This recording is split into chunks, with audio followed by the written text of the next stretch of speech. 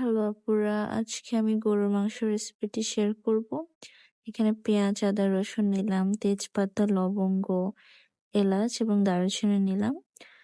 এরপর একটা বোলের মধ্যে পরিমাণ মতো সবকিছু মিক্স করব মশলা।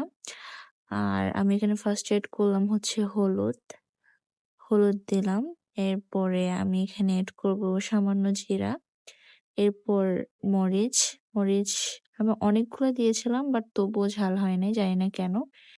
এরপর মাংসের মসলা লবণ দিয়ে সুন্দর করে মিক্স করে নিব।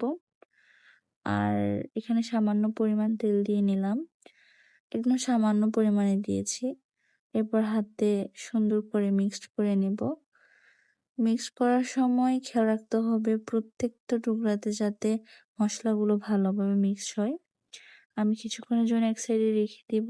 এরপর একটি কুকারের মধ্যে আমি সামান্য পরিমাণের তেল দিব। এরপরে কিছু কুচি করা পেঁয়াজ দিব। এরপর তেজপাতা, লবঙ্গ যা আছে সবকিছু দিয়ে ভালোভাবে নেড়ে ছেড়ে কিছুক্ষণের জন্য ভেজে নিব। এরপর আমি যে ব্লেন্ডার করে রেখেছিলাম এই মশলাগুলা, আদা রসুন বাটাগুলা দিয়ে দিব। এরপরে কিছুক্ষণ পর আমি এটাকে মিক্স করার পর যখন ব্রাউন কালারের হয়ে যাবে তখন আমি মাংসগুলা দিব।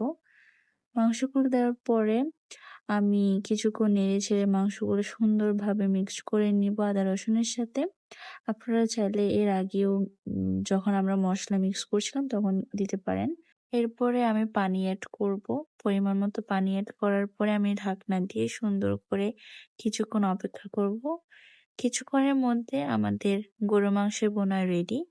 আর ভিডিওটি যদি ভালো লেগে থাকে তাহলে লাইক এন্ড সাবস্ক্রাইব করবেন। ধন্যবাদ।